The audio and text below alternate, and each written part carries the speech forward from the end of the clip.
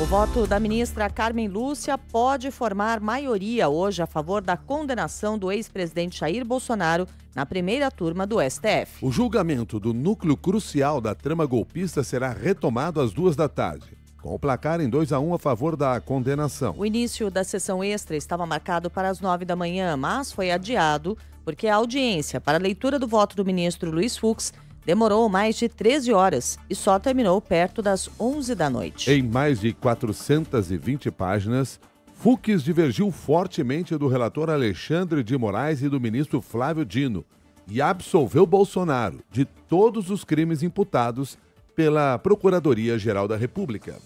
Não há provas suficientes para imputar ao réu Jair Messias Bolsonaro os crimes de tentativa de abolição violenta do Estado Democrático de Direito, 359, golpe de Estado, dano qualificado pela violência e grave ameaça contra o patrimônio da União e com considerável prejuízo para a vítima, artigo 163, parágrafo 1 do CP, e deterioração de patrimônio tombado, artigo 62.1 da Lei Ambiental 9605.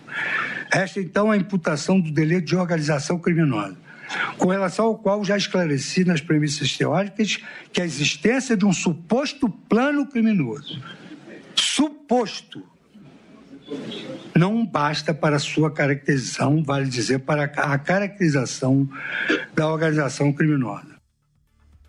O presidente da primeira turma, Cristiano Zanin, também pode votar ainda hoje. A dosimetria das penas, no caso de condenação, será definida amanhã.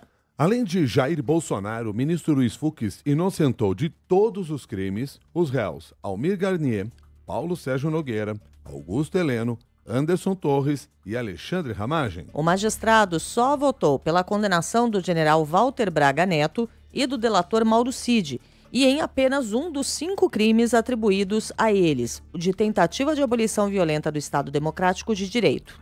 Nesse caso, já há maioria para condenar o general e o ex-ajudante de ordens de Bolsonaro pelo crime. Na longa sessão, o ministro Luiz Fux disse que o ex-presidente não tramou o golpe e avaliou que não houve uma organização criminosa. A acusação, em síntese, ela, com a devida vênia, não indicou que os réus teriam se reunido para a prática de crimes indeterminados ou de uma série indeterminada de delitos, elemento necessário para a caracterização do crime de organização criminosa. A demora dos réus na fase de cogitação dos atos preparatórios e do planejamento não corresponde aos elementos de estabilidade e permanência. Por último, o pedido de aumento da pena relacionado ao emprego de arma de fogo na atuação da suposta organização criminosa não encontra qualquer fundamento na denúncia ou nas alegações finais. O ministro Fux afirmou que as condutas do crime de tentativa de abolição do Estado Democrático de Direito acabam sendo absorvidas pelo golpe de Estado. Além de juntar os 2 crimes, o ministro afirmou que não há golpe de Estado sem a deposição do regime democraticamente eleito. A experiência histórica e a análise empírica dos processos de ruptura institucional demonstram que golpes de Estado não resultam de atos isolados ou de manifestações individuais desprovidas de articulação, mas sim de ação de grupos organizados, dotados de recursos materiais e capacidade estratégica, aptos a enfrentar e substituir o poder incumbente. Formas típicas de instauração de regimes autoritários, como golpes militares efetivamente praticados. Não satisfazem o núcleo do tipo penal comportamentos de turbas desordenadas ou iniciativas esparsas, despidas de organização e articulação mínimas para afetar o funcionamento dos poderes constituídos. Ao analisar as denúncias de dano qualificado e deterioração do patrimônio público, o ministro Luiz Fux afirmou que a PGR não demonstrou a ligação dos réus com os ataques do dia 8 de janeiro de 2023. O magistrado também afirmou que o ex-presidente Jair Bolsonaro não pode ser responsabilizado por atos cometidos por terceiros na depredação das sedes dos 3 poderes. A prática de um crime de dano qualificado, mesmo durante um evento multitudinário, não isenta, no meu modo de ver, a acusação de provar a conduta específica de cada indivíduo. Nesse sentido, Um acusado não pode ser responsabilizado por um dano provocado por terceiro. A simples alegação de liderança intelectual, desacompanhada de evidências concretas de responsabilidade de um indivíduo pelo dano, não é suficiente para a condenação.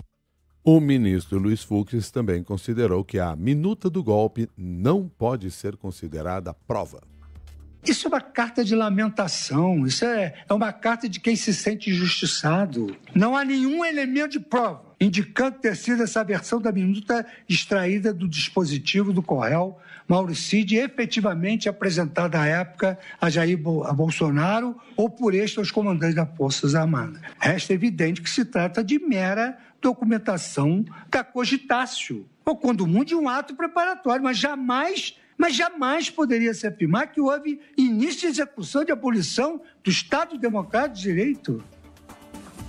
Antes de se posicionar sobre as denúncias contra 8 réus, o ministro Luiz Fux analisou as questões preliminares apresentadas pelos advogados. Ele aceitou o argumento de que houve cerceamento de defesa e pediu a nulidade do processo, alegando que o STF não é o foro adequado para o julgamento do núcleo principal da trama golpista. O advogado de Bolsonaro, Paulo Cunha Bueno, comemorou o voto do ministro Luiz Fux.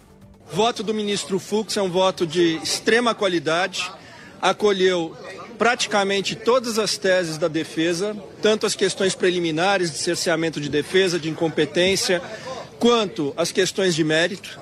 Um voto de extrema qualidade, dissecou no detalhe todas as provas do processo, a despeito da dificuldade e do tempo exíguo que ele teve para apreciar, né, fazendo inclusive uma crítica muito grande à questão do cerceamento de defesa, pelo excesso de documentos que foram juntados com a instrução aberta.